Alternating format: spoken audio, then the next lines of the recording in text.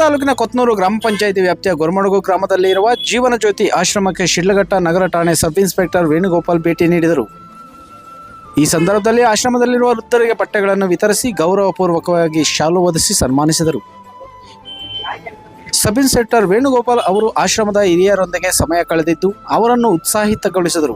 ವೃದ್ಧರ ಸೇವೆ ಒಂದು ಮಹತ್ವದ ಕಾರ್ಯವಾಗಿದೆ. ವೇಣುಗೋಪಾಲ್ ಅವರು ಆಶ್ರಮದ ಹಿರಿಯರೊಂದಿಗೆ ಸಮಯ ಕಳೆದಿದ್ದು ಅವರನ್ನು ಉತ್ಸಾಹಿತಗೊಳಿಸಿದರು. ವೃದ್ಧರ ಸೇವೆ ಒಂದು ಮಹತ್ವದ ಕಾರ್ಯವಾಗಿದೆ ಎಂಬುದನ್ನು ವಿವರಿಸಿದರು. ಅವರು ಆಶ್ರಮದ ನಿರ್ವಹಣೆ ನಡೆಸುತ್ತಿರುವ ಓಬಣ್ಣ ಮತ್ತು ಅವರ ಕುಟುಂಬಕ್ಕೆ ಮೆಚ್ಚುಗೆ ಸಲ್ಲಿಸಿದರು. ನೀವು ವೃದ್ಧರನ್ನು ತಂದೆ ತಾಯಿಯಂತೆ ನೋಡಿಕೊಳ್ಳುತ್ತಿರುವುದು ಮೆಚ್ಚುಗೆಗೆ ಪಾತ್ರವಾಗಿದೆ. ಭಗವಂತನ ಆಶೀರ್ವಾದ ಸದಾ ನಿಮ್ಮ ಕುಟುಂಬದ ಮೇಲೆ ಇರಲಿ ಎಂದು ಅವರು ಹೇಳಿದರು. ಆಶ್ರಮದ ವೃದ್ಧರು ವೇಣುಗೋಪಾಲ್ ಅವರ ಭೇಟಿಯಿಂದ ಸಂತಸ ವ್ಯಕ್ತಪಡಿಸಿದರು. ಸಬ್ ಇನ್ಸ್ಪೆಕ್ಟರ್ ಅವರು ಈ ಕಾರ್ಯದಿಂದ ಸಮಾಜಕ್ಕೆ ವೃದ್ಧ ಸೇವೆಯ ಮಹತ್ವವನ್ನು ಸಾರಿದರು.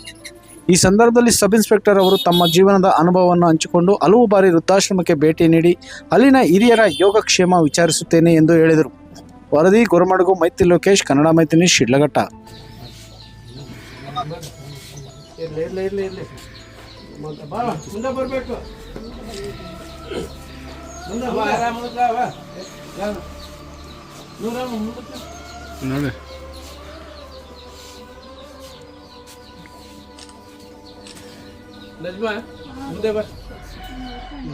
ಗೊರಮಡಗು ಜೀವನ ಜ್ಯೋತಿ ಆಶ್ರಮದ ವೃದ್ಧರಿಗೆ ಬಟ್ಟೆಯನ್ನು ನೀವು ಕೊಟ್ಟಿರ್ತೀರಿ, ಯಾವ ಥರ ಅನಿಸ್ತಾ ಇದೆ ಸರ್?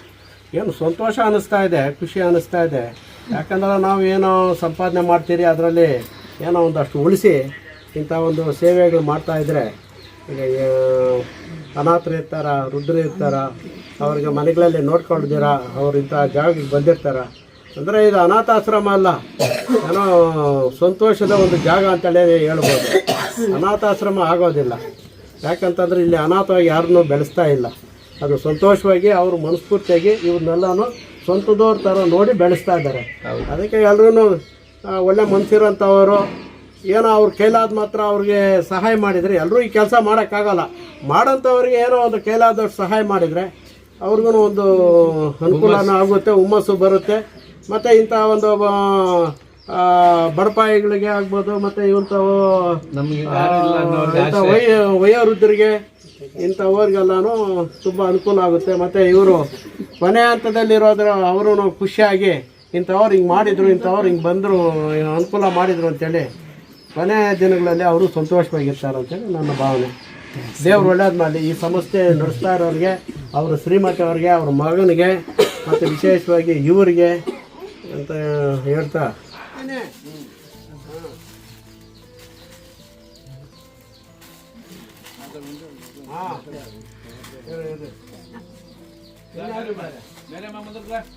ಬನ್ನಿ ಅಮ್ಮ.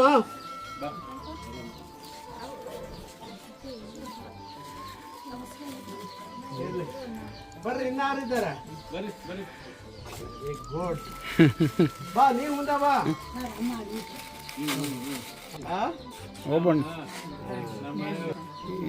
ಯಾರಿದ್ದಾರೆ ಇನ್ನ? ಎಲ್ರೂ ಆಯ್ತಾ? ಈ ಕಡೆ ಬನ್ನಿ. ನಿನಗೆ ವಿಶೇಷವಾಗಿ ನೀನು ಇಷ್ಟು ಸೇವೆ ಮಾಡ್ತಾ ಇದೀಯಾ, ಭಗವಂತ ನಿನಗೆ ಆಯುರ ಆರೋಗ್ಯ ಐಶ್ವರ್ಯ ನೀಡಿ ಇನ್ನು ಹೆಚ್ಚಿನ ಸಂಖ್ಯೆಯಲ್ಲಿ ಇಂಥವ್ರ ಸೇವೆ ದೇವ್ರು ಒಳ್ಳೇದು ಮಾಡಲಿ. ನಿನಗೆ ಮುಂದಿನ ಜೀವನದಲ್ಲಿ ಸುಖ, ಶಾಂತಿ, ನೆಮ್ಮದಿ ಕೊಟ್ಟು ಇನ್ನು ಹೆಚ್ಚಿನ ರೀತಿಯಲ್ಲಿ ಸಪೋರ್ಟ್ ಮಾಡೋ ರೀತಿಯಲ್ಲಿ ನಿಮ್ಮ ಒಂದು ಆಶೀರ್ವಾದ ಇಂದ ಎರಡು ಸಂತೋಷ. ನಮ್ಮ ಶಿಡ್ಲಘಟ್ಟ ತಾಲೂಕು ಸಬ್ ಇನ್ಸ್ಪೆಕ್ಟರ್ ಅವರು, ನಗರ ಸಬ್ ಇನ್ಸ್ಪೆಕ್ಟರ್ ಸಾರ್ ಅವರು, ವೇಣುಗೋಪಾಲ್ ಸಾರ್ ಅವರು ಸುಮಾರು ಸಲ ಇಲ್ಲಿ ಬರ್ತೀವಂತ ಹೇಳಿ, ಹಾಗೇನೆ ಇವತ್ತು ಬೇಕಾದಂಥ ಎಲ್ಲ ಬಟ್ಟೆ ಎಲ್ಲ ಎಲ್ರಿಗೂ ಕೊಟ್ಟು, ಆಮೇಲೆ ರೈಸು ಎಲ್ಲ ಕೊಡೋದಕ್ಕೆಲ್ಲ ಏರ್ಪಾಟ್ ಮಾಡಿದ್ದಾರೆ. ಅನೇಕ ಸಲ ಇಲ್ಲಿಗೆ ಕೆಲವ್ರನ್ನೆಲ್ಲ ಕರ್ಕೊಂಡು ಬಂದು ಬಿಡ್ತಾ ಇದ್ದಾರೆ. ತುಂಬ ನಮಗೆ ಸಪೋರ್ಟಿವ್ ಇದ್ದಾರೆ. ವೃದ್ಧರ ಪರವಾಗಿ, ಇಲ್ಲಿರುವಂಥ ಎಲ್ಲ ಹಿರಿಯ ನಾಗರಿಕರ ಪರವಾಗಿ, ಈ ಒಂದು ಜೀವನ ಜ್ಯೋತಿ ಆಶ್ರಮದ ಪರವಾಗಿ ನಾವು ಧನ್ಯವಾದಗಳನ್ನು ತಿಳಿಸ್ತಾ ಇದ್ದೀವಿ ಸರ್. ತುಂಬ ನಮಗೆ ಸಹಾಯ, ತುಂಬ ನಮಗೆ ಒಂದು ಎನ್ಕರೇಜ್ಮೆಂಟ್. ಈ ಒಂದು ವೃದ್ಧರನ್ನ ಇನ್ನೂ 10 ಜನನ ನಾವು ಸಾಕೋಣ ಅಂತೇಳಿ ನಮಗೆ ಇನ್ನೂ ಒಂದು ಹುರುಪಿದೆ.